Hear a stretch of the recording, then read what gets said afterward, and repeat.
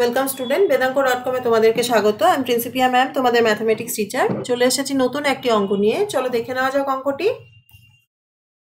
সমাকলন করো integration dx by 2 sin square x plus cos square x।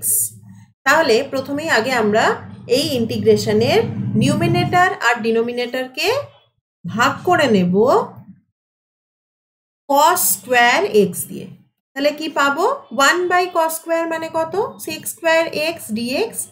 নিচে আসছে দেখো 2 sin square by cos square করলে tan square x plus 1 is equal to 1 by 2, মানে নিচ থেকে 2 কমন নিলাম, ওপরে থাকলো sec square x dx by tan square x plus 1 by 2। তাহলে আমরা ধরে নিই এবার tan x equal to z।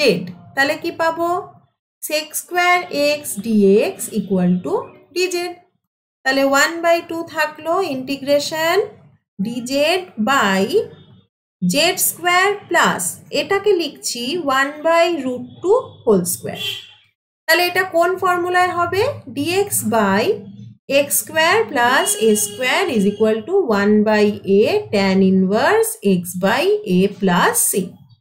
তাহলে এই ফর্মুলা অনুযায়ী এটাকে দেখো আমরা লিখতে পারি 1 বাই 2 ইন্টু 1 বাই √2।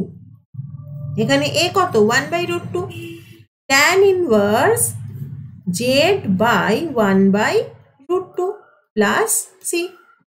ক্যালকুলেট করি, দেখো এখানে 2 আর √2 ক্যান্সেল হয়ে গিয়ে হয় 1 বাই √2। tan ইনভার্স √2 ওপরে উঠলো, z এর ভ্যালু বসাচ্ছি tan x প্লাস c, যেখানে c হলো ইন্টিগ্রেশন কনস্ট্যান্ট। হয়ে গেল।